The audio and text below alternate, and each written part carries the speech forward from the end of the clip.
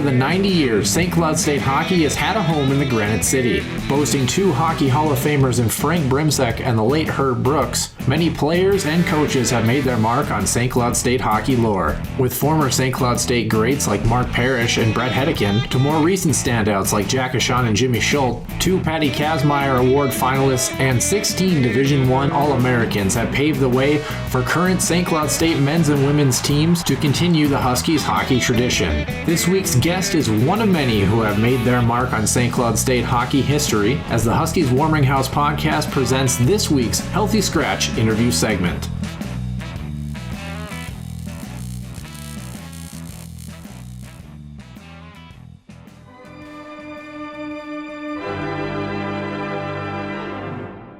Welcome back to episode number 51 of the Healthy Scratch interview segment. Joining us for the second time is former H peer and current hockey aficionado, Katie Emmer. Again, Katie, welcome back to the show. How are you doing, bud? I am honored to be here. 2 times. I feel so special. And you guys are doing a great job with this podcast and you're keeping up all the hockey news. We love to see it and you're staying busy. But yes, I'm so happy to be home in Minnesota. And we have a lot to talk about. I'm excited to catch up. And again, good to see you guys virtually. Katie, we thank you for joining the show. Again, you are our 5th repeat guest. I texted you last week about coming on the show and you answered me within 30 seconds. So you must have been pretty desperate. But one of the things that I think hockey and Husky hockey fans are desperate to see is the fact that Katie Emmer will be back in the Granite City this week with another repeat guest of ours in Dave Shayak. Can you tell us a little bit about why you're going to be at the Herb Brooks National Hockey Center throughout this week? Yeah. Again, another thing I'm looking forward to. I'm happy to be home in Minnesota and, I visited St. Cloud here and there throughout the summer, but being able to go there and actually head into Herb Brooks Center for something to actually be occupied with is very much, circled on my calendar for this upcoming week. So yes, I get to sit down with Coach Shayak. I get to learn more about him since he is a new face for the Huskies bench.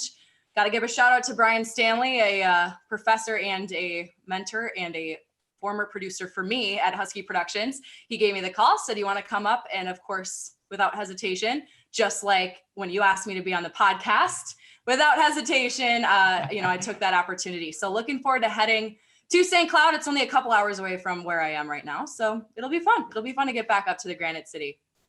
So Katie, just a heads up, if you are done filming, I hear that the press is a hot happy hour. It's pretty lit. I'm looking forward to it. Can't wait. Right, exactly. I leave Noah unread all the time. So yes. The fact that you answered him in 30 seconds is quite awesome. Let's talk about that. I think you do get at least, a socially distanced high five. There you go. So moving on, but, you're back in Minnesota. In Minnesota, it's a de facto holiday, but Hockey Day in Minnesota was just this past Saturday. I know you worked with a couple of those, not only as a student with Husky Production, but also professionally with Fox Sports. Coming back to the state, how did it feel to be, again, part of the broadcast team for Hockey Day in Minnesota another time? I know you're saying another time. Like all I can think about is how lucky and grateful I am and have been just to be a part of it. Yes, 3rd time to be a part of Hockey Day Minnesota. The fact I get to be back home where it all started and be in the state of hockey. We all love this holiday and we know about it so much. And to be with Marnie Gellner and Mark Parrish throughout the day, it was a blast. Former Husky Mark Parrish, you got to love it. We love talking some St. Cloud throughout the weekend, but yeah, it was certainly a different looking Hockey Day Minnesota. They were re-airing classics, but I thought what was most important is the fact that you continued the tradition. No pandemic can take out Hockey Day Minnesota. Yes, it looked different, but yes, it also was fun. And yes, it was 45 degrees. So I was not complaining about the heat, especially because my last Hockey Day, you guys, was in Bemidji and it was about 28 below and they were blow torching the glass in the morning. Could never forget that experience, but it was a really fun weekend at the Roseville Oval, John Rose Oval. So yeah, really, really fortunate and happy to have been a part of it. You mentioned Mark Parrish in that mix, and it kind of just seemed like this plethora of Hockey Day Minnesota was almost Huskies Day Minnesota with the number of St. Cloud State alums both on the air. And then, of course, you had the St. Cloud State women's game that was aired, the first ever outdoor regular season women's game for the collegiate game. And then you had people in the trucks and behind the scenes that are also St. Cloud State alums that have done great work. I kind of wanted to ask a little bit more about what made Hockey Day Minnesota on the production side so different for you? You mentioned off air to us that you really didn't feel like you maybe got into that rhythm of a normal hockey day until the Minnesota Wild. Can you kind of fill us in on some of those different nuances as compared to your other hockey days? Yeah, I love that you asked that, because sometimes viewers may not know. I mean, we're there days ahead. I mean, I can't even take credit for the production crew and all the behind the scenes. They have to set everything up, like all these wires, all the cameras, all the stage. I mean, I give them so much credit, because even in the temps, even in Bemidji, I think about, again, I just mentioned how cold it was there, and they get their days ahead to set up. But for us talent, I would consider our job easy in comparison to what they have to do. We show up the day of. I mean, it's usually like a, early morning. You're showing up on site. And I think, like, looking back, I think we're live at 9 a.m. And we go, of course, until the Wild kick it off and take over the night and finish out hockey day. So this weekend was very much different, because now we're going live at 1 p.m. And, we had these classic games. You mentioned the St. Cloud State women's game. That was so fun to relive those memories. And that's kind of what's been the theme here in the pandemic, is taking that time to look back on games, since you don't have, that opportunity to have live games and have people, people all around in a normal hockey day setting, trying to be safe right now. But yeah, it just went way more quick, because it started at 1 p.m., had a couple 15-minute segments. And then all of a sudden, leading up to the Wild game, we had 2 straight hours of production, which was so fun. And yeah, I mentioned it off air to you guys. It felt more like that hockey day setting, because normally in a normal year, you hit the ground running at 9 a.m. and you're running until the Wild game later that night. So yeah, it was, again, a unique opportunity and a unique show. And I was so happy to visit old friends again. And, one more thing is, Noah, you mentioned the St. Cloud connection, all the St. Cloud alum, but, the St. Cloud women's game re-airing, and got Mark Parrish, got me, but also the many behind the scenes St. Cloud State alum. They are amazing. They're all talented. We got Sam Sharp is one that comes to mind right away. But so many St. Cloud State people that are in the business and behind the scenes. And I'm really proud of all of them. But again, the behind the scenes crew, I mean, man, they're there in the early hours. I give them a lot of credit. I did just want to ask Katie real quickly, as you did mention, the lead up to the Minnesota Wild game was a little more natural for you. The end of the Wild game was probably natural for you to describe to us too, being around the National Hockey League. What have you noticed with this Minnesota Wild team currently on Monday? Winners of 6 straight. We probably are going to jinx it. They'll probably lose to Vegas tonight just because I said that. But what have you noticed from this Minnesota group, having covered the NHL in the last year and a half, that maybe is different from groups in years past? I mean, you just talked about the ending of that. I mean, that was incredible. Are you kidding me? Matt Dumba. I love that they went to replay. Yeah, they're going to take a closer look, make sure. And they took the overhead, and it was like, no, this for sure is, this is over. That was an incredible goal. And I think there's also a magic. I can't remember the exact stat, but a magic with defensemen scoring the game-winning goal on Hockey Day Minnesota. So he continued that. It was just a great storyline for Minnesota. And yeah, I mean, this question, I'm trying to be unbiased, but here I am, a Minnesotan within my own bearings. But yeah, I think as a natural Minnesotan, other Wild fans, if I maybe could predict what they're thinking, it's okay. I don't want to dive too deep into the team yet, because you don't want your heart to get broken again. I get it, people. I don't blame you. I'm kind of in that same boat. But yeah, something I see different, Noah, about this team is they're not putting everything out there yet. I mean, they have their top guys scoring. Of course, you have Kirill the Thrill looking amazing every single night. Before we went live, we were talking about his edge work, an amazing skater, truly incredible. And I'm looking forward to seeing him down the road for the Wild and what he can do.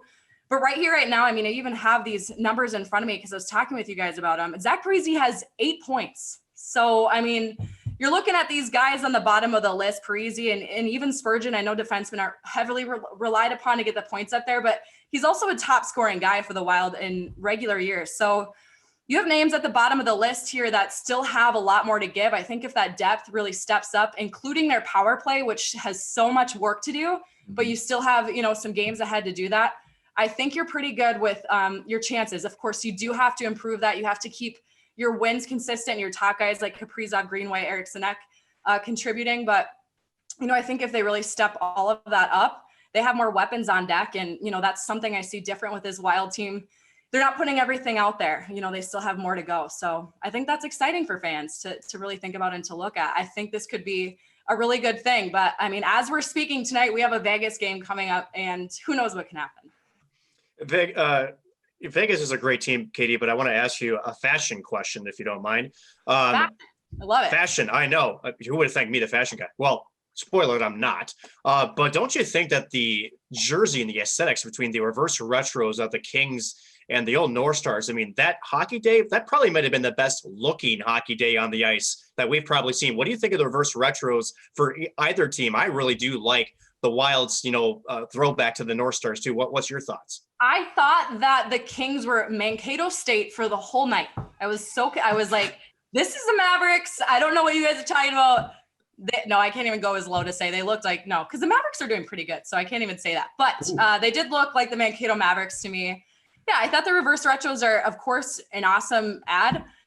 I think for me personally, like, I love the colors. I love it. I love it if it makes people happy, but I think I'm more boring with just like, you know what? If there's a good product on the ice, I am happy. If they look good, the outfits, I love that question, Nick, because it is important. It's fun to, purchase those jerseys and have them hanging. They look sharp. They do look like the North Star jersey. So I think that's why people definitely like them. But hey, if you're winning, I'm happy. If you're winning in the retro jersey, then wear it and let's go.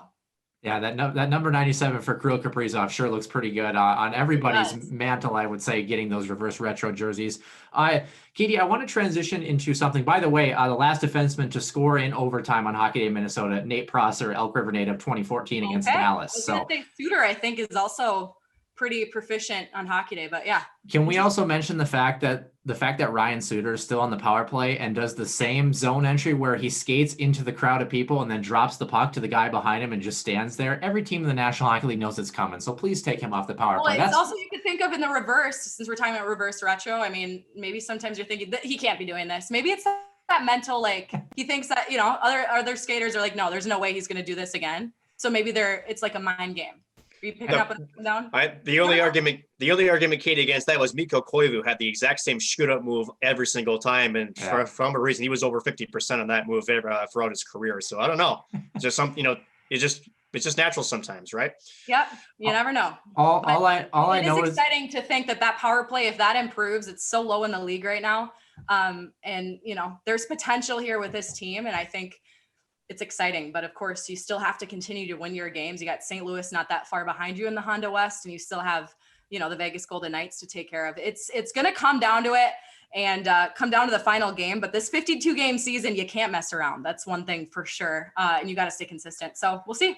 I just think Ryan Suter is a little too calm. He doesn't have enough energy like Katie Emmer, and I think that's the biggest problem. Put me in, coach. I'll be a blue liner. No, I am not as good at hockey as Ryan Suter, and that is clear, and everyone knows that.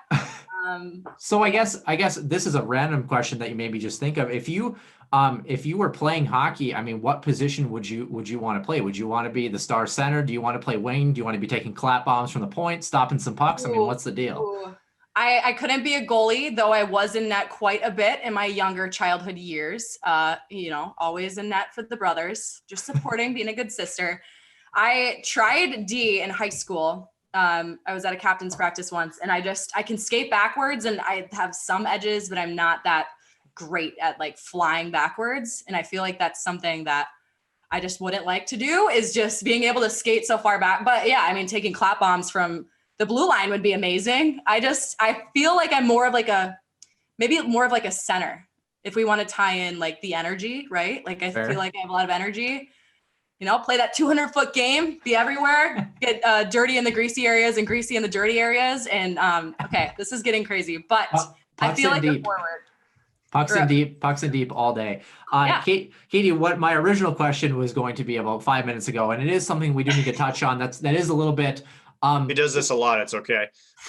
Little less energetic as far as the topic of discussion. But speaking of reverse retro jerseys, another team that did have their reverse retros out was the Philadelphia Flyers in Lake Tahoe a couple weeks ago. Unfortunately, you aren't able to cover the Philadelphia Flyers anymore with NBC Philly, and your tenure was done there. Can you kind of take listeners through what that transition period has been like for you?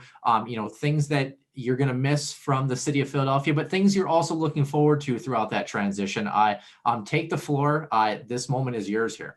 Wow. Thank you. Yeah, it was, since we last talked, there's been a lot of things that have changed, and you know what, everything happens for a reason. I am so happy for this full year that I got in Philadelphia, and just I'm so happy if anybody's out there that's kind of like, do I take that leap? Do I take this job? Do I do this? Do it. I mean, you're so young. Life is so short. You got to just go out and see what you're capable of. And I found out more of myself in Philly than ever as, you know, a young adult, a young professional. It challenged me so much, but it also was my one true love is, of course, hockey. Away from my fiance, sorry, Ben. But hockey, of course, is, you know, what I've loved from the start of it all, and getting to cover it, getting to breathe this sport, getting to live it, and just all sports in general in Philly. I lived in South Philly, and it was truly incredible being downtown. It was not, I'll tell you, it was not Minnesota. Driving styles were completely different. But other than that, it just finding the best cheesesteak. I mean, doing so many fun things.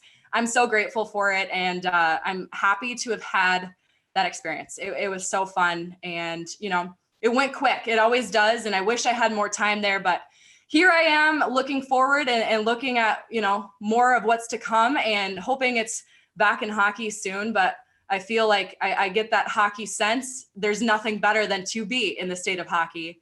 And back home around family. I mean, a lot of people, shout out to all of them that have really taken a big hit from the pandemic. There's been so many families and so many unfortunate, you know, situations for people that I am truly fortunate to be back home with family and just be around a great support system. And I know that others have it worse and I will be okay. And there's much more to come.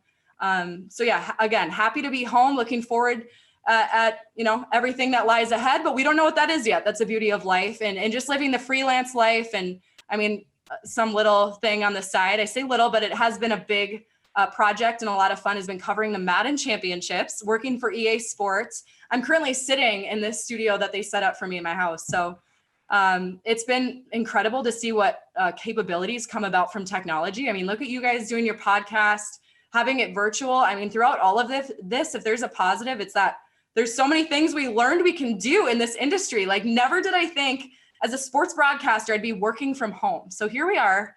And yeah, everybody, you know, everybody has something to be happy about. And I know I will be okay in summary. So that's the whole story about all of that. And here we are back in Minnesota.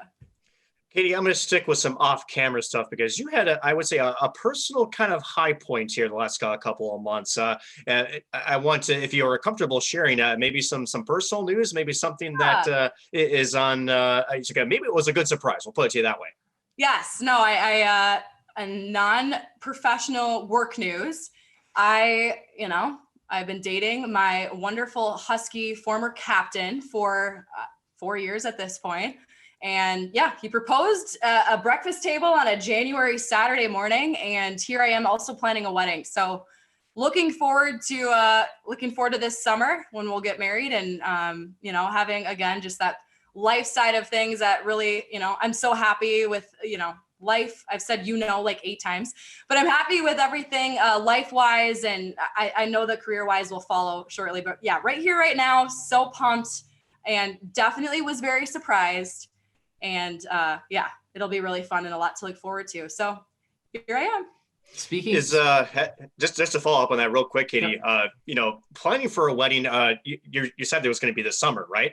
Yeah. Now, obviously, the pandemic, at least as far as we know, there has been a change in the numbers, which is really, really good. Mm-hmm. I guess, are you approaching your planning any differently, considering if the pandemic might still be around, or do you guys maybe have a plan A, plan B? I guess, how are you approaching that, just out of curiosity? Yeah, I'm thinking of so many couples that have had to rearrange stuff. I mean, shout out to all of you guys that have, you're waiting to get married and you got to just keep adjusting to the higher power that you can't control. For us, it's fortunate because my parents' backyard is always open. So that'll be exciting. And as far as keeping it small, it's kind of hard to do with big families, but we're, getting down to that and getting down to those details. But as of now, yeah, we're not too worried about what's going to be open or closed. We're so excited to get married. I mean, that's just the reality of it all. But if it looks a little different, that's okay at the end of the day. So. Katie, kind of a random question, and maybe I just don't know because I'm single as a Pringle, but when you mentioned about when the actual proposal happened and that magical moment, on a scale of 1 to 10 or on a scale of like Katie's envisionment of how you thought the proposal would go versus what it actually was, how how shocking would you put it on that frame of mind, if you will? Yeah, I mean, my Ben is not the guy. I don't think that would be on a holiday. I don't see him doing Valentine's Day. So as a girl, if there's any girls out there in serious relationships, you're kind of predicting like what they're gonna do. You're kind of like, okay, you know, I could see it happening this way, or I could see it happening this way. And lo and behold, it's after he pays the bill at a breakfast table in Wayzata. And it always ends up at the end of it always ends up happening better than you could have imagined. So looking back, I'm like, you know what, that was like the best thing ever. I don't need any you know, even though there's some sweet proposals out there, I'm definitely not putting mine any higher, but it's like everybody's own personal relationship. It's all that matters, you know, whatever way that it happened. Here you are, you're getting married. And yeah, it definitely was unexpected, but he definitely nailed it. So here we are. Yeah. So I guess while you're kind of in career, I don't want to say career limbo, but I don't really know how else to call it. You're waiting for your next gig and your next opportunity. And from us personally, the fact that you haven't gotten a gig permanently yet is kind of a travesty because you are so talented. But I kind of wanted to ask, you mentioned the Madden tournament. What else have you been doing, not only professionally, but just kind of in your downtime to kind of just keep yourself busy around the state of Minnesota?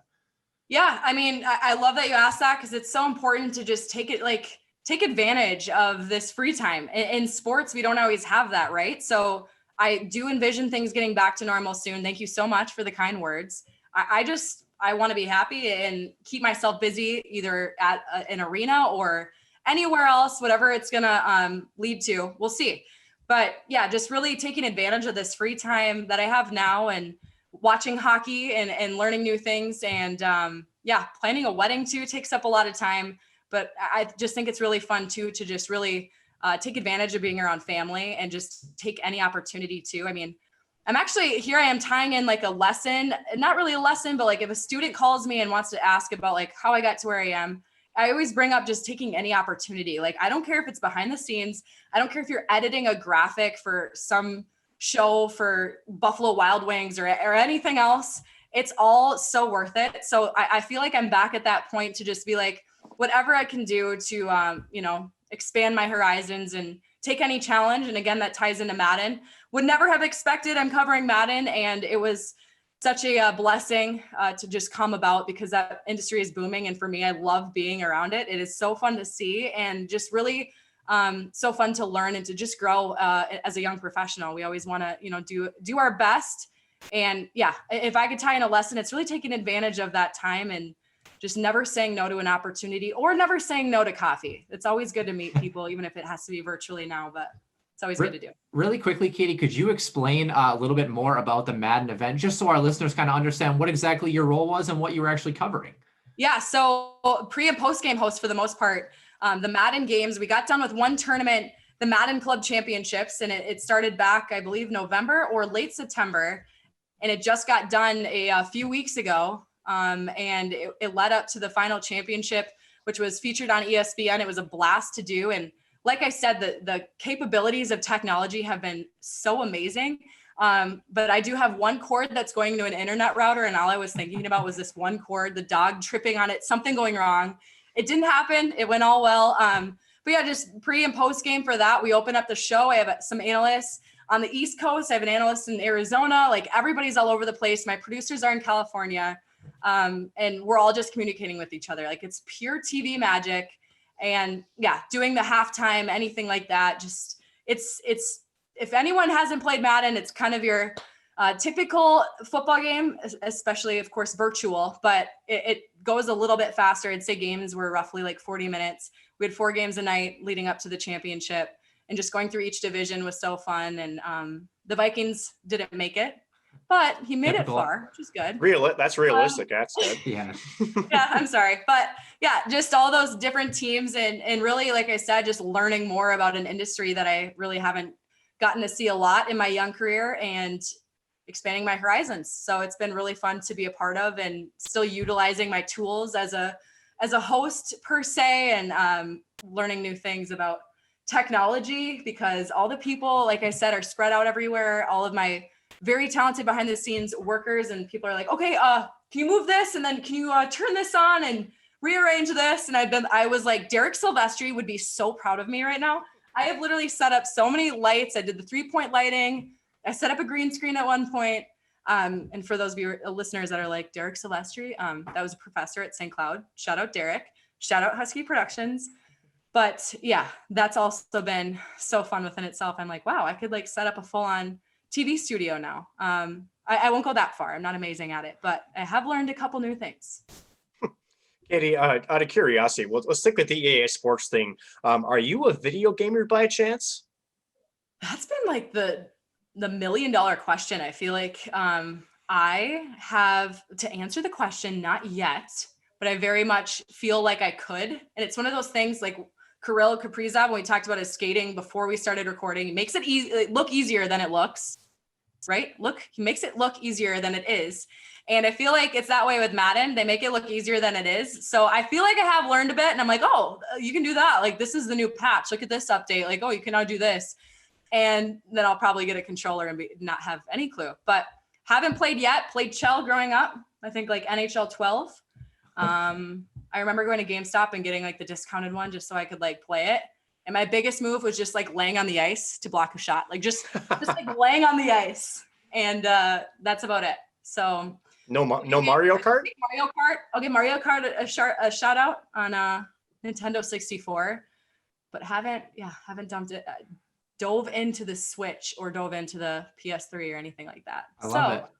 My first video game was actually when I went to my daycare as a kid. NHL 94 on the Nintendo was actually there, so that's where. Isn't that awesome? That's where I knew. Yeah, I think the most like one of the most fun parts about Philly too, like another cherry on top, was Bill Clement, getting to work with him, getting to meet him because he's one of the voices. So he talks a lot about EA Sports and this huge packet he was given to record all these one-liners and how much time it all took. And yeah, my fiance's little nephew was playing one night and I heard Bill Clement and I'm like, yes, it's so cool. Like, it really is cool to have those vintage, we could say now, right? Vintage 97.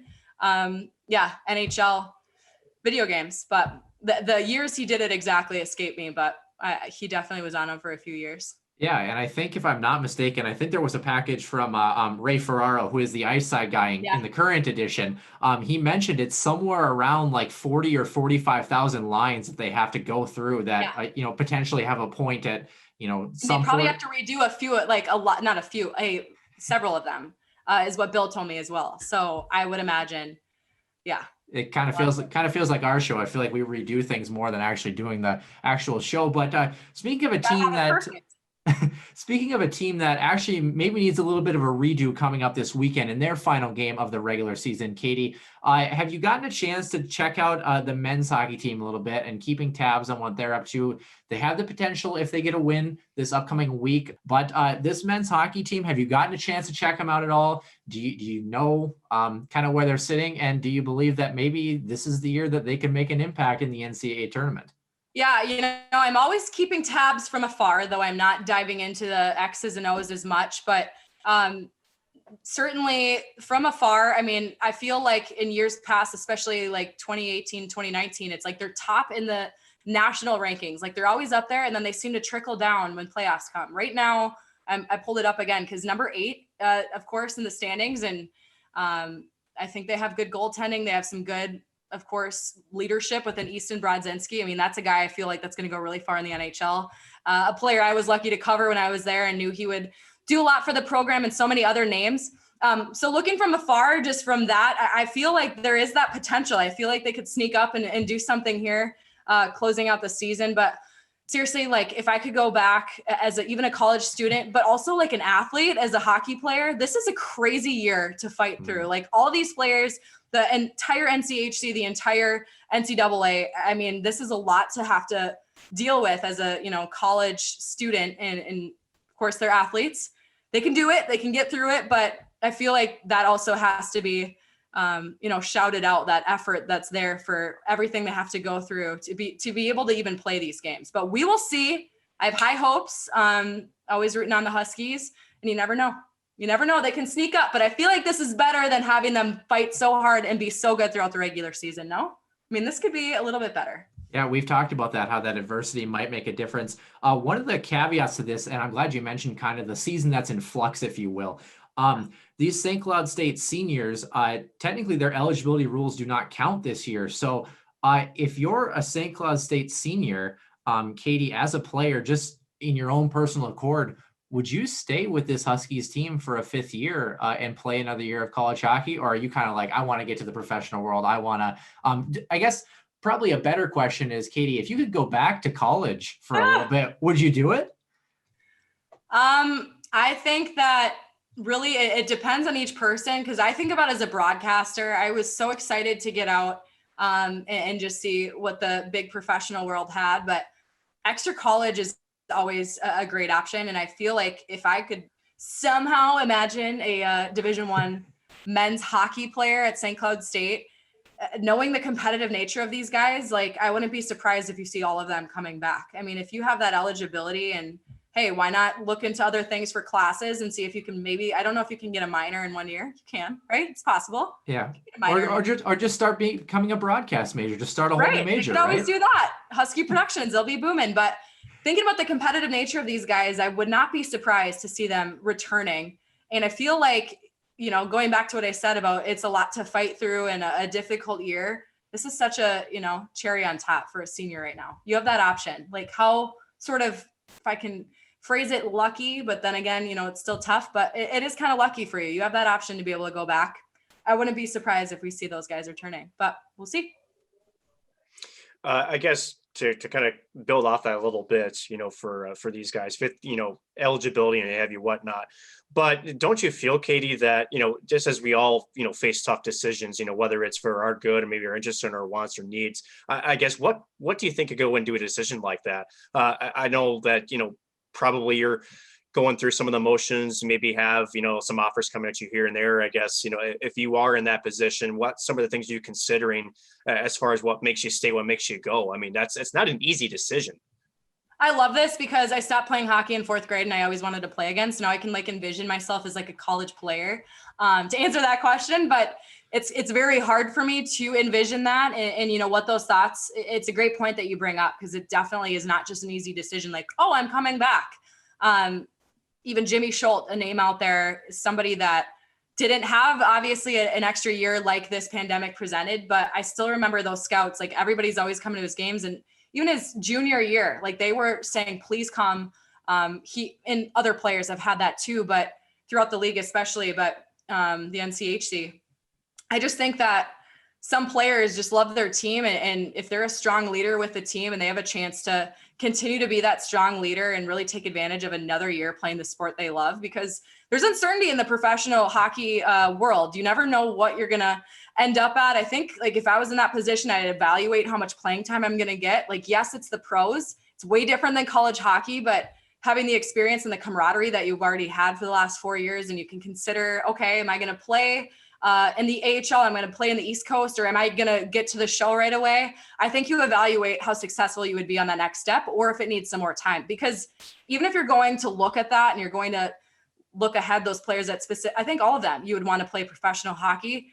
That whole world is also mixed up. You have a lot of teams, guys on taxi squads. You have some teams not playing a full season. I mean, all the teams, but the HL, different teams. It's just such a mixed up sort of environment right now that I feel that it would be maybe wise to look at what your chances are to be playing, but who knows? It's definitely their future, not mine. It would be a very difficult decision for some, I think, but others, it might be an easy say. So we'll see.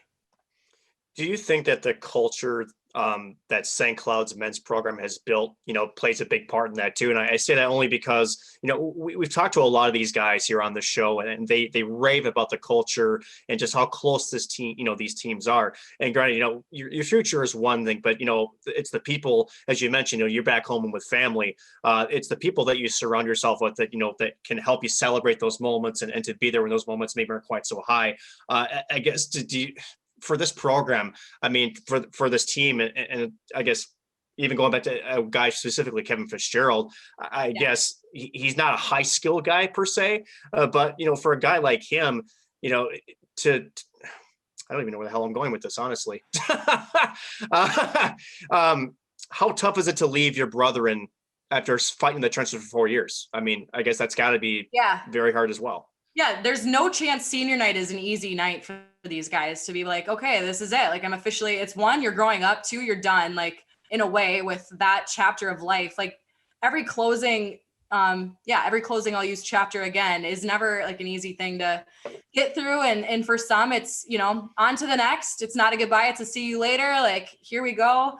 And yeah, for guys, Kevin Fitzgerald, another great, incredible guy that you just brought up. Again, it was so fun to cover him in his first year at St. Cloud. But just seeing what he's been able to do, I've heard so many things that he's continued to do off the ice for this team that if you, have those core guys with you for another year, I think that'd be great. But we'll see. It's a great point to bring up, specific players like that. But I think when you talk about the strong camaraderie, a lot of credit also goes to just what Brett Larson's been able to do. I also think of Nick Oliver. I have to give him a shout out because a great captain for the Huskies that also just instills a lot of values. I think they did a great deal bringing him on to the bench and really helping this team and getting through. So we'll see. They definitely have a lot of growth, but I think they have a lot of future endeavors. I also don't know where I'm going with this, but a lot of exciting things lying ahead. As always, it's always, it's very exciting to see what the Huskies have and will do. And that off the ice camaraderie is the most important thing for you. So there'll be a lot to consider with who's going to come back next year.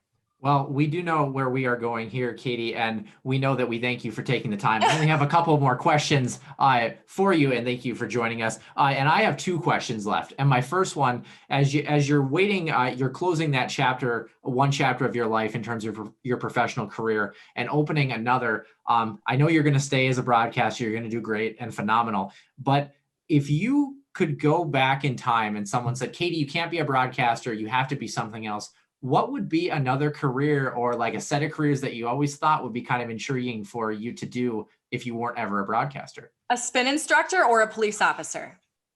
And you can ask any of my friends, but like, I feel that as a spin instructor, I have what it takes. Like 1 and 2 and 3 and 4, 5, 6. Like I feel like I'm good. And then a police officer, because first off, I have to give them so much credit for what they go through, because I think about all the fun, or I don't know if it ever is fun, but I think there's some things to enjoy about being a police officer and helping people and saving people and protecting people. But the car accidents and everything they have to go through, I feel like I wouldn't be the best at, but I think I just idolize police officers and what they do. And I don't know, I thought it would always be cool. Like think about a high speed chase. That's not something I would encourage, but it would be cool to protect people. So those two. I don't know what order. I think the spin instructor would come first because I feel like I really have a calling for that. I think it'd be kind of cool if you kind of did both, where it's like you could be that energetic spin instructor, but kind of like flip that police officer switch where if someone's kind of slacking in that spin class, it's like, hey, I'll write you a ticket if you're not, I would be the nicest, I feel like, police officer ever. I would not like to yell at people. I don't know how that would work with my personality, but I think, again, I just idolize how they help people, and I think it'd be cool. I was going to say, let us know if you ever become that nice police officer, and let us know what road you're on so we can speed past you and not get tickets. Sweet. The other question I do have, and maybe you don't have a definitive answer for this, and this is my last question of the day. As this new chapter of your life unfolds, and you kind of alluded that you're not quite sure, where you are going to end up, is it appropriate for me to ask, do you have some things in the works, or, have you been in talks, with certain people about kind of what your next step potentially might look like? Have you put your feelers out, or are you kind of just giving it a little bit of time before you think about the next step? I'm giving it a little bit of time, certainly evaluating and just waiting. Baseball just started up. We'll see. I don't know. But I think the biggest thing is just being patient, because in the TV world, I feel like it's even in any world of broadcast or any job, things when they show up, they're there. Mm-hmm. Like the opportunity opens and you just got to be right place, right time. And take that opportunity, according to Katie Emmer. Yes, and do it. Yeah, it depends what it is, but when I said that, it's that freelance work. I mean, I'll help behind the scenes at Fox NFL games, and fortunate to be able to do that. But things that aren't exactly up the alley that I would plan on them being in this time, take it. Like just do what you can to stay busy and help others and even colleagues here in Minnesota. It's been fun that's another reason being back and helping old professors, per se, Brian Stanley, and old producers as well. And yeah, just being patient, and I'll continue to be positive and look forward towards the future. But as of now, don't have too many answers on that front. You guys, maybe you'll just have to have me on in another 6 months, and then I'll have more answers then. And I'll also be married, I think. Yeah. You think that's I guess until No, I say I think because I'm like, I'm in denial that it's that, like, planning wise. I'm like, oh boy, it is like 5 months out. So yes, well, I will be married in 6 months, and have me back. My dad always just says it's not official. You can still run away until he says you may kiss the bride. Then you're kind of locked in. I have no plans of running away. Again, we'll just have to have a life and career update with all of us and see what you guys are doing as well. 6 months, that's changes a lot. You never know what you can do in that amount of time. Here we are talking 6 months later ish, right? About 6 months. Yeah, fair enough. I think it felt like, it was like around July or something like that, July or August. Yeah. So it might have even been even longer because we were talking about Oscar Lindblom and his recovery the last time too. Story. Well, Katie, the other thing too is we do have Ben Holden on hiatus for the time being. If you really wanted to bring yourself down to like the lower trenches, we always can use a co-host if you ever want to step in and talk some Huskies hockey. But I know that we don't pay very well. In fact, we probably pay money just to do this thing. So it's not about money. It's about good, clean fun, right? I don't know about if our fun is clean, but it's there, I would say. All I know is Nick's twig isn't clean. It's definitely had a couple shots taken, which is good. I think I like that more. It's more of like I've seen Nick's hands. That's definitely him not stick handling on his own. Someone else probably did that for. He probably put a puck on there and just right. But I'm kidding, Nick. You take some howitzers with that puppy. Don't lie to us. You should ask Noah about the tip. Go ahead. You should ask Nick Maxon about how that tip happened, where Noah Grant won the faceoff to himself, controlled the puck the entire way, picked his head up, and found his teammate. Where is this play happening? This play happened actually. This play happened actually at St. Cloud State. What was it? Rec hockey. What do you call it? It's intramurals is what it is. It was intramural hockey. You goof. Yeah. Well, anyway, Nick lined up on the wing. We were on the right-hand face-off dot. If you're looking towards the net, goaltender's glove side. I won the face-off to myself. I'm left-handed. Stepped up top. Looked up. Nick, I'll give you credit. You set a beautiful screen in front. Good body position. Good positioning for a tip. Shot the puck on the ice. Went bar down skis. Water bottle was off the net. It was really pretty. I don't know, Nick. I think we make a good team, but like we have to like each other to make a good team. So I don't know. Katie, you might need to come in just to kind of like keep us separated. I don't know. Throw some elbows. A little Jordy Bennington action. A little Jordan Bennington. Yeah. Except no. Right. With that, I think, Noah, that concludes our Healthy Scratch interview. Before we go completely off the rails, Katie, again, thanks again for joining us once again. Congratulations on your engagement. Again, enjoy the free time. As you mentioned before, you don't get a whole lot of it, and I'm sure it's good to be back here in the great state of Minnesota where it's warming up finally, which is good. Yes, we were below zero there for a little bit. Great skating weather, but even then it was a little bit too cold for that. It was not good. I myself am crazy. Yeah, exactly. So with that being said, again, Katie, have a great night. Thanks again for joining us, and we'll hope to have you back on in, let's say, another 6 months. I hope so. Thank you guys. Thanks for having me on. Always good to catch up. Thanks, Katie. Have a good one. If you're looking for more Huskies Warming House podcast content, there's a place for that. Visit us at huskieswarminghousepodcast.com and follow our Twitter page @warminghouseden for the latest news, notes, updates, prizes, and more.